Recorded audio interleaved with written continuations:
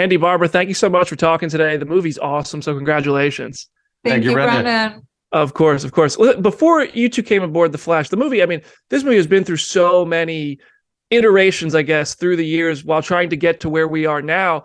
When you guys started your process on The Flash, how different was the movie you guys saw back then versus what it has become, what we get now? Well, we almost started from scratch. We did have like a base of a story that was sort of like inherited from previous iterations. The studio knew that they wanted to do a sort of some kind of interpretation of a Flashpoint. But I didn't want this to be a literal translation of the comic book. It wouldn't be fun, in my opinion. And I respect the fandom a lot, but I also know that the fandom would expect new things from a movie. And just a literal interpretation of Flashpoint, the comic book, would be just a little fall flat, in my opinion. So we sort of populated with new twists and turns that make the story a little more fun. Yeah, it's probably hard to talk about without spoiling stuff, but the Flashpoint, I mean, I love that Flashpoint comic that you mentioned, but that book is like massive. It's sprawling, and it's wars, it's different characters, all kinds of stuff. When you looked at it, what were kind of the key elements, which it seems emotion was one of the biggest, like the kind of emotional payoff, but what were some of the key elements you wanted to make sure you kept to translate to the film when you're adapting it?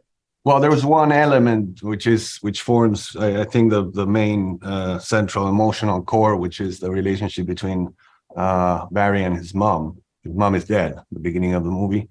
When he realizes that he can travel back in time, there's only one thing that he wants to do, which is go back and save his mom. So basically, it's a very pure and small, intimate, emotional premise, but really ripples into a big adventure and a spectacle.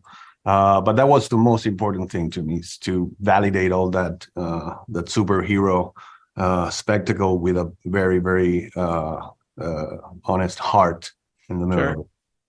And did you guys know when you started this that it would end up being kind of the restart, in a sense, of the DC universe, or did that come later? No, I think we had hints that we were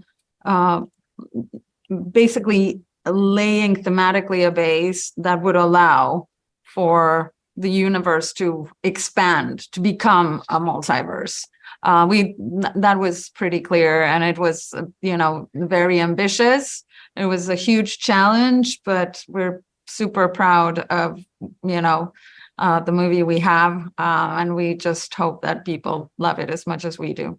I think they will. And your movies just keep getting bigger and bigger and better through the years. I mean, and also you're fresh off like one of the biggest horror films with the It films. I mean, what have you two learned working together that if you looked back at kind of what you were doing 10 years ago or even 20 years, whenever, and you looked at now, what do you think are the biggest kind of things you've learned and taken with you and applied to The Flash?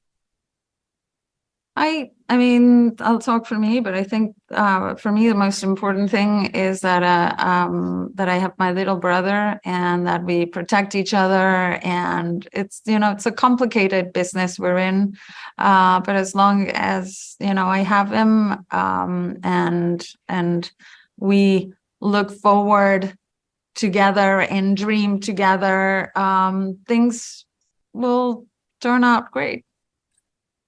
What I can say apart from that, which I agree with Barbie, it doesn't matter how much money you have, those problems still exist.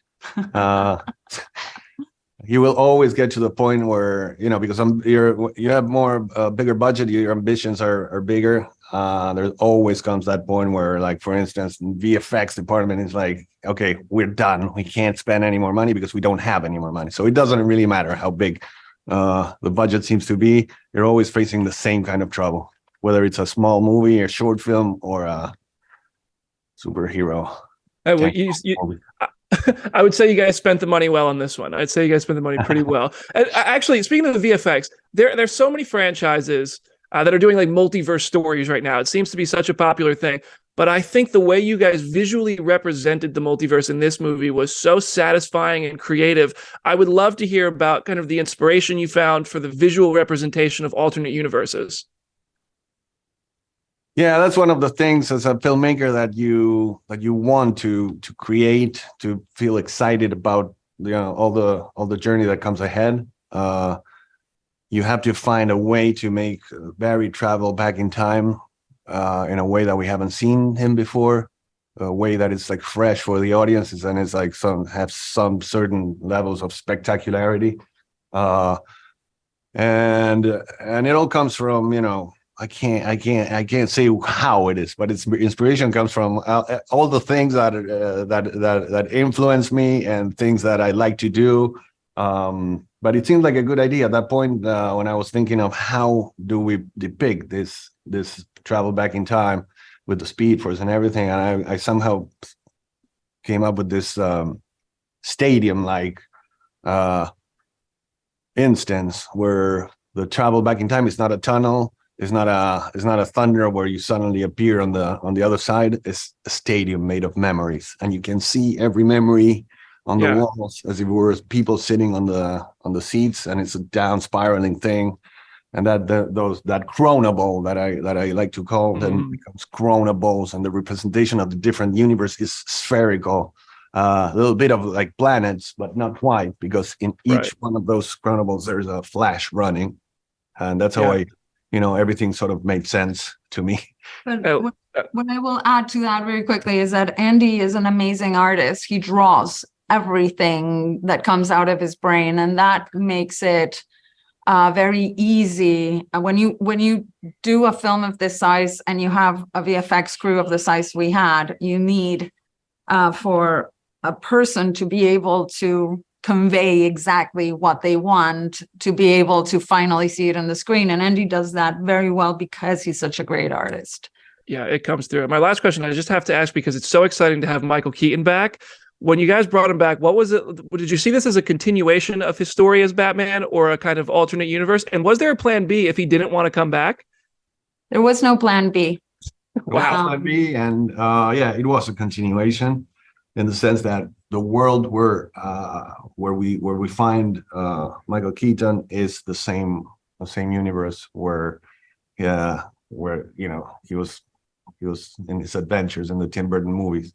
It's just I had to take some creative licenses to replicate some of the things that are designed, make things evolve, because I wanted Batman to have kept being Batman for a few more years after we saw him for the last time. So there's things in his technology and his gadgets that have changed and evolved, like the Batwing, for instance, that is now a 3-seater instead of one, and it also has that rotating thing. And his suit is different, his gadgets are slightly different. The Batcave, has some innovations, but not too much. It's like kind of still obsolete for the present day, but still more evolved than the last time we saw it. Yeah, man, you guys rock. Thank you so much for the movie. Thank you for the time, and enjoy it. Enjoy the ride. Thank you.